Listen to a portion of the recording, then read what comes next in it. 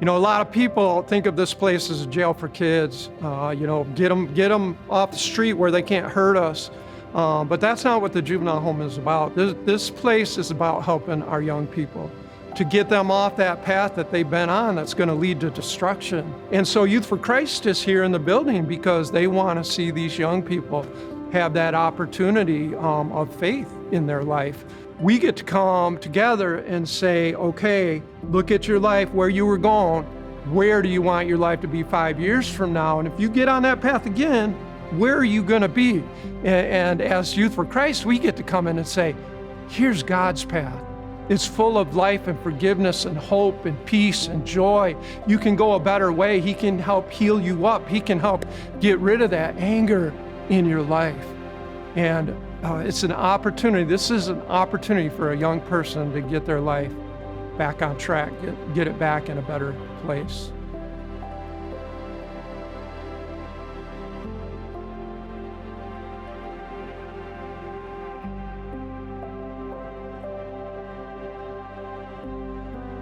It has been a great deal to have Youth for Christ in our facility here at the Kalamazoo County Juvenile Home. Youth for Christ has impacted both the staff and our residents, at least from what I have seen over my 23 years of being here. Lives have been changed. I've been a part of many chapel services with Bill Smith, and I've seen many young people come to know Christ and raise their hands for salvation, and lives been changed. And we just respect him, think highly of what he's doing and what Youth for Christ has done and is doing for our facility. Let me tell you a story about a young man that I met here in the juvenile home named Michael. When we first met Michael, he was just a little guy who smiled a lot. Oh, he was only 11 years old, gotten into some trouble, ended up here in the juvenile home. Things were not good for him at home. Dad was nowhere around. Mom was really struggling. You know, one day I was having this conversation with Michael, trying to get to know him better, and I said, Michael, were you named after someone in your family? And he said, no, I was named after a gangster in a movie.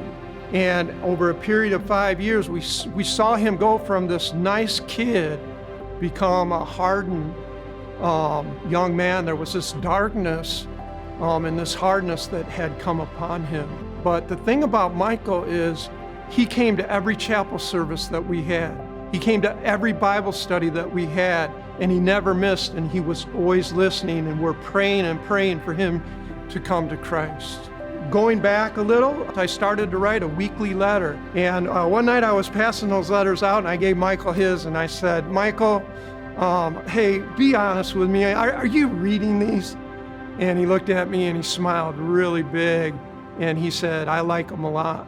He said, I have every one that you've written to me. One evening in chapel, we were talking about having our life change, getting on a new path, turning from the old, and Michael raised his hand in front of all his peers, and he said, I really think that God put me in this place so that my life can change, and I want to be different.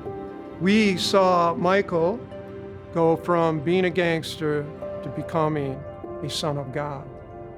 And that's the heartbeat of Youth for Christ, bringing to young people the opportunity to have a personal relationship with the God of the universe, to become God's child, and to be able to have that hope and that love.